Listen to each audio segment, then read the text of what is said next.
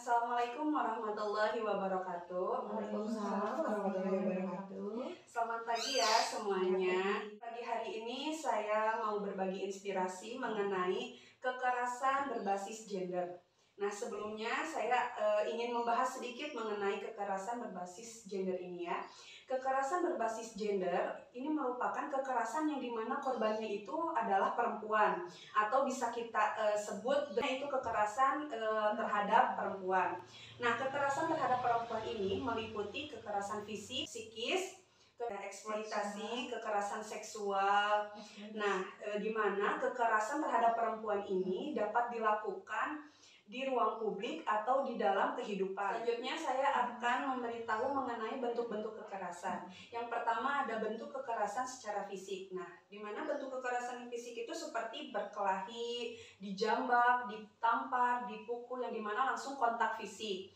Nah, terus selanjutnya ada kekerasan psikis atau emosional, seperti perkataan, hinaan, misalkan kekerasannya kalau misalkan kebanyakan kekerasan yang psikis itu dilakukan dalam rumah tangga ya Bu ya. Misalkan nih suami makan salah sedikit atau apa yang disuruh suami salah sedikit, suami suka marah, dasar bego gitu misalkan dia, dasar kamu tuh nggak bisa ngelakuin ini, itu kan termasuk kekerasan ya, itu termasuk kekerasan terhadap rumah tangga.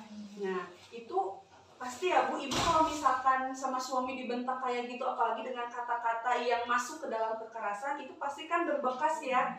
Nah, maka dari itu kalau misalkan kekerasan psikis itu lebih lama untuk penyembuhannya gitu, karena mental kita kan yang kena. Banyak orang yang kena kekerasan secara psikis, dia susah untuk sembuh karena dia jadi depresi, murung, gak mau keluar rumah, bahkan sampai ada yang takut itu bunuh diri gitu kan ya, karena dia merasa frustasi. Aduh, aku merasa gini kok. Kebanyakan kan kalau sekarang mah dibilangnya netizen ya Bu ya, kekerasan oleh netizen. Kan banyak tuh artis-artis sampai bunuh diri ya, karena dia tuh kena kekerasan langsung ke mentalnya gitu.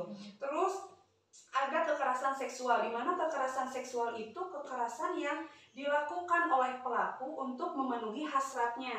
Misalkan kan ada pemerkosaan ya Bu ya, amit-amit sekarang banyak banget. Apalagi tuh ibu-ibu, coba kalau kekerasan seksual dipegang-pegang. Nah sekarang kan lagi marak banget ya, iya. Terus di gang kecil, perempuan yang baru pulang kerja, jalannya sepi, tiba-tiba ada motor yang lewat, terus misalkan dipegang, ya itu masuk ke pelecehan. Pelecehan juga itu termasuk kepada kekerasan seksual gitu. Jadi kadang kan ada yang kekerasan sama pelecehan itu berbeda, memang berbeda, tetapi masuk ke dalam kekerasan. Terus ada eksploitasi, di mana eksploitasi itu perempuan dipaksa untuk bekerja. Sekarang banyak tuh anak remaja dibilang tuh diiming-iming, cina mau dikasih kerjaan yang nyaman, yang bagus, ternyata dia kan nauzubillah ya Bu ya, diperjualbelikan gitu kan.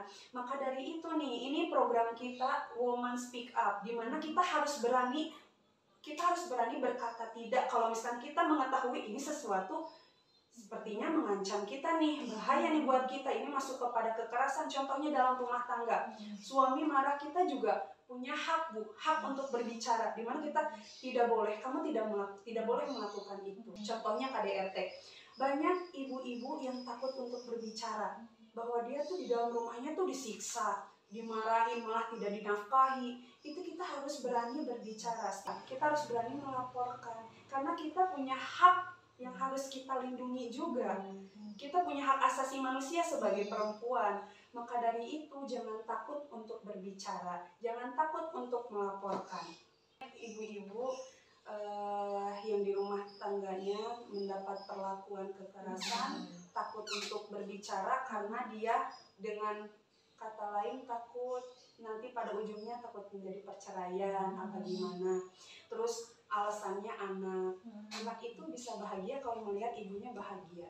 Jadi untuk kalian semua, para wanita, para ibu, kita harus berani berbicara apabila kita mendapatkan kekerasan. Woman Speak Up Now, Woman Speak Up Indonesia. Oke, terima kasih ya ibu-ibu. Semoga sharing kali ini bermanfaat untuk kita semua. Assalamualaikum warahmatullahi wabarakatuh. Waalaikumsalam warahmatullahi wabarakatuh. Baik teman-teman, komitmen Women Speak Up yaitu perempuan berani bicara mulai sekarang, berani menyampaikan pendapatnya, peduli permasalahan perempuan Indonesia dan selalu dukung program Women Speak Up.